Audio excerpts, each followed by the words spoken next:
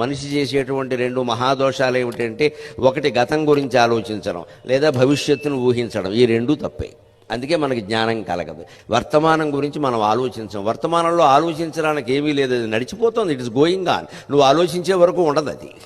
దాంతోపాటు నువ్వు పరిగెట్టాలంటే ఒక్కటే లెక్క. నమ శివాయ, నమో నారాయణాయ, శ్రీమాత్రే నమః. ఏదో ఒక నామస్మరణ నిరంతరం చేస్తే వర్తమానమంతా నీ చేతిలో ఉన్నట్టే లెక్క. వర్తమానమంతా భగవన్నామంతో నింపేసావు. ఎందుకు గతాన్ని తలుచుకుంటున్నావు? 10 ఏళ్ల క్రితం జరిగింది, 20 ఏళ్ల క్రితం, 40 ఏళ్ల క్రితం. ఏం చేస్తావు ఇప్పుడు తలుచుకుని? దాన్ని ఏమో నువ్వు మార్చగలవా? ఇప్పుడు ఎందుకు?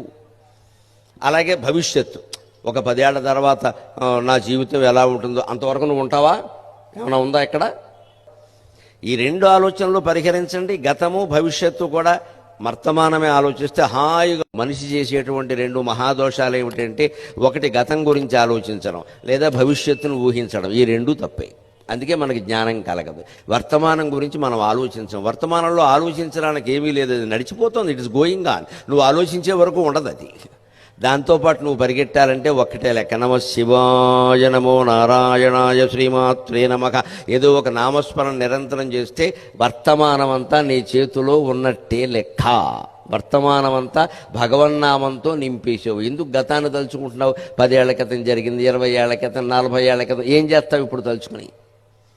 దాన్ని ఏమో నువ్వు మార్చగలవా? ఇప్పుడు ఎందుకు? అలాగే భవిష్యత్తు, ఒక 10 ఏళ్ల తర్వాత నా జీవితం ఎలా ఉంటుందో, అంతవరకు నువ్వు ఉంటావా? ఏమైనా ఉందా ఇక్కడ? ఈ రెండు ఆలోచనలు పరిహరించండి. గతము భవిష్యత్తు కూడా వర్తమానమే ఆలోచిస్తే హాయిగా.